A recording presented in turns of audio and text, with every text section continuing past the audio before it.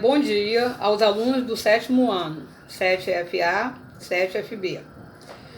Vocês se lembram que quando nós começamos a apostila, eu comecei pelo capítulo 3, a apostila 1, porque a gente não tinha o livro.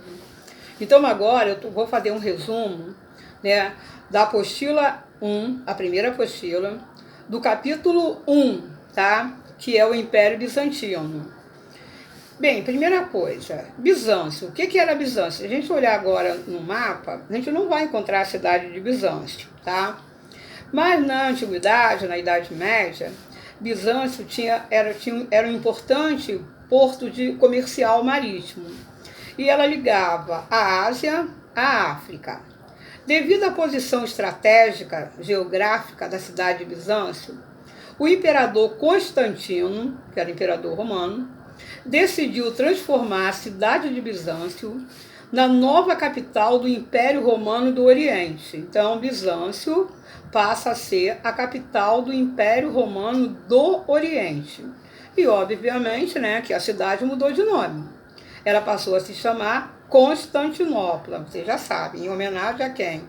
Constantino. O que ocorreu antes de Bizâncio se tornar a capital? No ano 395, o imperador romano Teodósio morreu. Aí o Império Romano foi dividido, em Império Romano do Oriente, cuja capital passa a ser a cidade de Constantinopla, e o Império Romano do Ocidente, cuja capital continua sendo Roma. A diferença entre o Império do Ocidente e o Império do Oriente era a dependência em relação ao trabalho. No Império do Oriente, vigorava o trabalho livre. No Império do Ocidente, era o trabalho escravo. A língua falada no Império do Oriente era o grego, tá? Os imperadores bizantinos, lembrando, quando a gente fala de Bizantino, a gente está lembrando de Constantinopla. Os imperadores de Bizantino escolhiam quem seria o chefe supremo da igreja. Essa prática do imperador escolher o chefe da igreja ficou conhecida como cesaropapismo. Então, era o próprio imperador que escolhia, vamos chamar assim, o Papa, tá?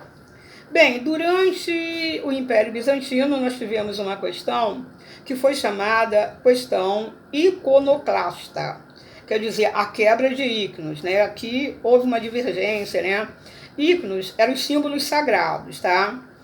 Também durante o governo do grande imperador bizantino, que foi Justiniano, foi construída a igreja de Santa Sofia e foi criado um código de leis.